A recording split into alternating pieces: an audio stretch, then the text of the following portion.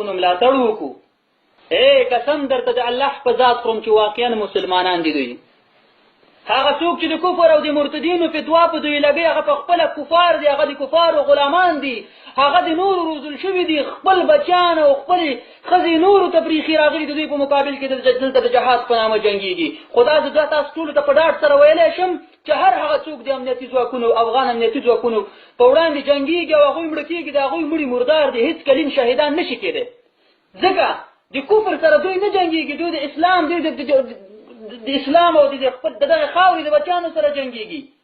تاسو خو ما ته وښایئ چې کوم کافر دوی مړ کړی، تاسو ما ته وښایئ کوم ځای کې د کافرو سره دوی جنګ کړی، خو چې هر ځای کې برید کوي افغانان وژني، هر ځای کې چې برید کوي دغه خپل بچیان وژني. ولې بیا خو راپاڅېږي زموږ مړو ته مردار او خپلو مړو ته شهیدان؟ نه، هېڅ کلیم نشي شهیدان کېدی.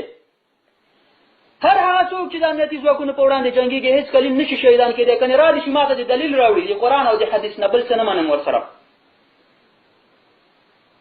راځئ چې نور د دې خلکو په خولې باندې تېر نه وځو او د خپلو امنیتي ځواکونو ملاتړ وکړو، د دوی په څنګ کې ودرېږو. دا خبره زه هر وخت کوم، قسم په الله چې دغه زموږ او ستاسو بچیان دغه امنیتي ځواکونه ونه وسي که نه، نو دروازو ته به هم تورمخي پنجابیان او یا هغه شیعهګان ایرانیان ولاړ وي. راځئ پس له مرګه په مړو باندې ماتم او ویر پیدا نه لري. راځئ چې په ژوندونو یې ونازو، راځئ چې په ژوندونو یې ملاتړ وکړو، راځئ چې په ژوندونو په غاړو کې ګلان ور واچوو، راځئ چې په ژوندونو یې په سر نه کېنو. مونږ خو دې ته تکړه یو چې کله دوی شهیدان شو بیا عکسونه په چوکونو ولګوو او عکسونه په پروفایلونو ولګوو، دا فایده نه لري. راځئ چې په ژوندونو یې ملاتړ وکړو، په ژوندونو یې په څنګ کې ودرېږو. عزیزانو نه غواړم چې ویډیو ډېره اوږده شي، چون موبایل کې چارج هم کم دی.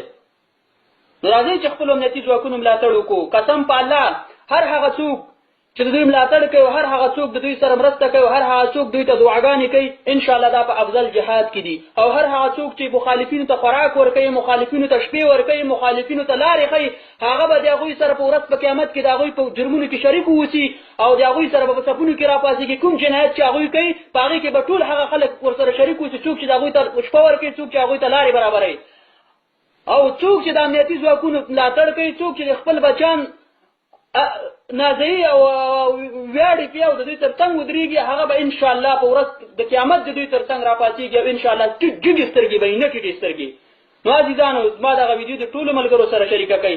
قسم په الله درته خورم چې د امنیتي ځواکونو ملاتړ ونه کوي که نه او خپل بچیان ونه نازوئ که نه او د خپلو بچیانو تر څنګ ونه درېږئ، نو تورمخي پنجابیان او شیعهګان ایرانیان به سبا درته ولاړي په دروازو کې. نو راځئ چې د هغوی نه ځان وژغورو او د خپلو امنیتي ځواکونو ملاتړ وکړو، په قرآن په حدیثو